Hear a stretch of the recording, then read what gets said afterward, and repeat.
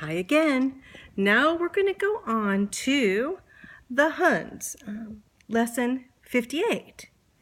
Well, we know the Huns mainly because of a fierce leader.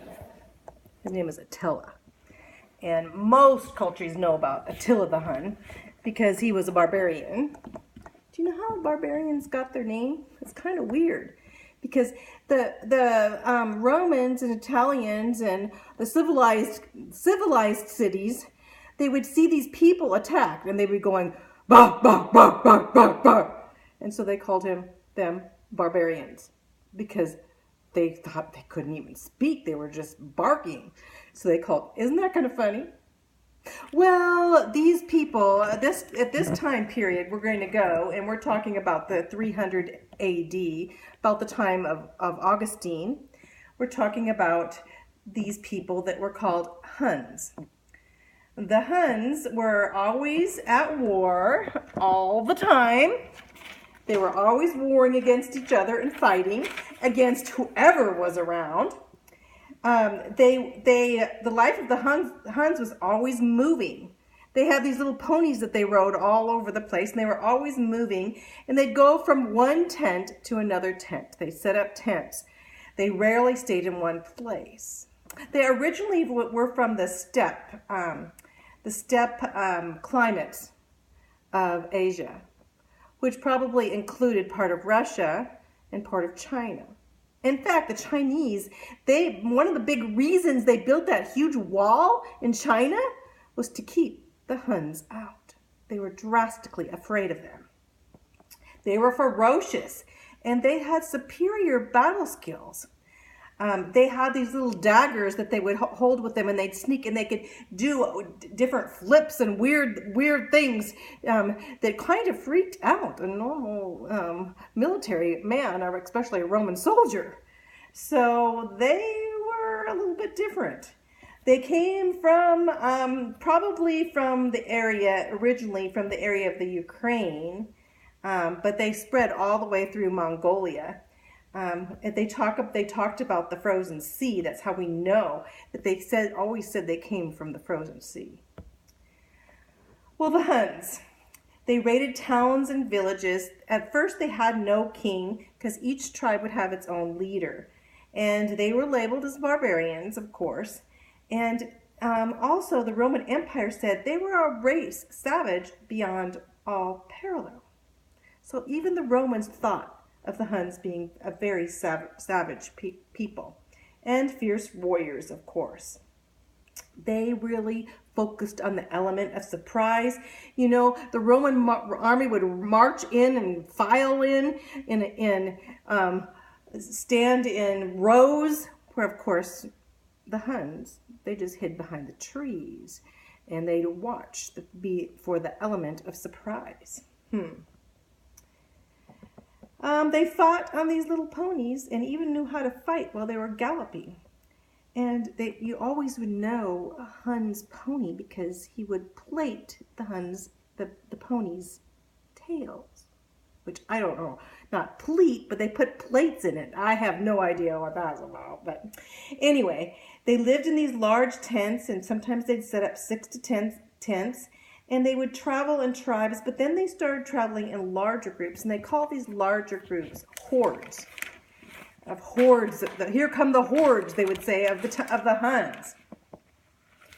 They fought the different tribes there. There's the Alani tribes there that they fought and they conquered. And then they went up towards Europe, and there were some other type of barbarians there, but not quite as uncivilized as the Huns, and they were named the Ostrogoths and the Visigoths. They were the Goths. And basically, the Huns overtook them too, and they crossed the Danube River to get to them. So, Romans, at that time, we're talking about Rome was very wealthy. And especially in Constantinople, there were very wealthy people. And the emperors were very wealthy. So what they did to keep the Huns out, instead of fighting the Huns, because they were got to be afraid of the Huns, they'd pay tribute to them to keep them out. In fact, Theodosius II in Constantinople arranged a truce in I think it was like in 432, and paid 350 pods of gold. I don't know what that is, but that seems like quite a bit of money for 1 year to keep them away.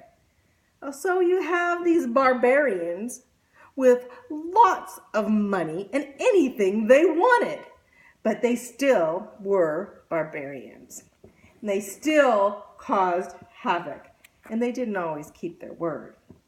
Well, of the Huns, the famous Huns, there was a guy, they called him Rua, and he became like the head guy, the one king. And he had two sons. Two, actually, they weren't sons, they were his nephews, but I think he called them like sons. And one was named Bleda, and the other's name was Attila. Well, Attila and Bleda, they kind of, after their dad died, kind of divided it up, but they didn't like each other either. And so Attila actually is said that he ended up killing his brother. No, they were nephews, but his brother. And so Attila became the scourge of Rome. Attila became the scourge. Rome would call him the scourge of God. So would Constantinople at that time. And he was very, very kind of, he was short. He was very muscular. He had a very large head. He had deep sunk eyes. And his body was kind of a square looking body. He was a very unlikely ruler. But he really knew how to fight, especially with his little daggers that he hid all over his body. So he went and he attacked Greece, and he attacked Italy, and he accumulated huge amount of wealth. In fact, he was the richest, probably the richest barbarian ever, Attila. And he didn't know the language, and the Romans would say all they're doing is ba ba ba ba ba ba, or barking. That's the way they would call them, although I'm sure it was the barbarian language. Well, Attila ended up going to attack France, which was then called Gaul, and the Rome and some of the Visigoths and everything came together, and they actually defeated him. But the big reason that he withdrew was really not because they had defeated him. It was because there was an epidemic going around and lots of people were getting very sick. And Attila, he didn't want to get that disease they had, and so he decided to retreat. It must have been smallpox or something. But anyway, he knew that if he went in and attacked these people, that he would probably get this epidemic disease. It might have been the plague, but at that time the plague wasn't rampant. But anyway, going on, well, he ended up dying in 453, and his sons divided the empire up. And of course, again with barbarians, they don't get along. And so they fought among themselves, and they fought so much among themselves, and it was divided so many times that soon enough, Rome defeated them. But for 75 years, out of the history that goes into history, the Huns were known for their savage, widespread destruction.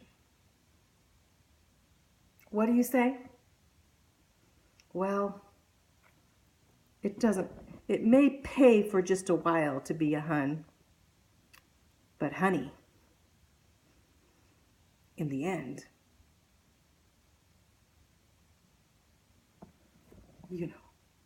doesn't last.